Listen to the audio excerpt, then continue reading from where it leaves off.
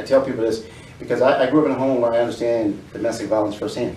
I understand what it's like to live in a community where a woman has been beaten, not just my mother, other people in the community. I understand what it's like to live in a neighborhood where drugs are all around, in your home, outside your home. I understand what it's like to have real violence with people using guns. The first time I had a gun pulled on me, I was 16 years old.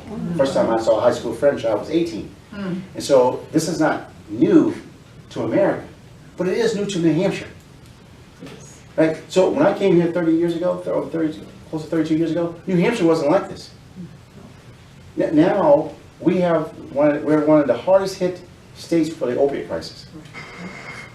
What happened? You tell me that the wonderful families in New Hampshire stopped being responsible? You tell me they stopped caring about their communities and families? No.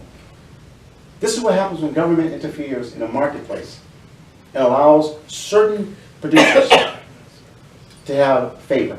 Because as long as you are not focused on free enterprise, government has to dictate fairness. And if government is dictating fairness, nothing will ever work.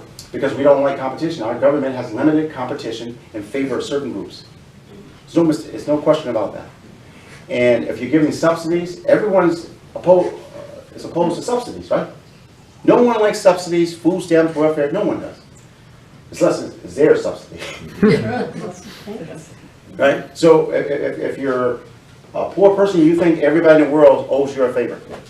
So we've gotten so far off track in our country that wealthy children can't be held accountable because they're too wealthy to know wrong from right. Poor kids can't be held accountable because they're poor and they never had a shot. And everyone has a handout in some form or some fashion thinking their subsidy is the one that will change the economy. What happened before government got involved? I just ask people to look at the first 100 years after slavery in this country.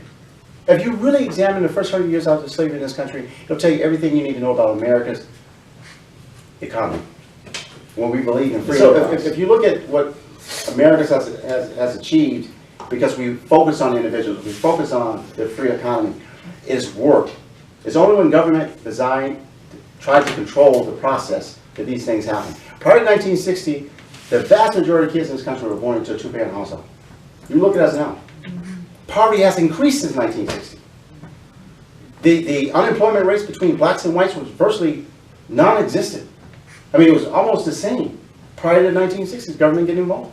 You can go on and on and on, all the examples that happened in the 1960s because we had to have the Great Society. But somebody had to decide that. Somebody that you and I did not have all the faith and confidence in. And we have to end that. And we have a president now who's trying to end that.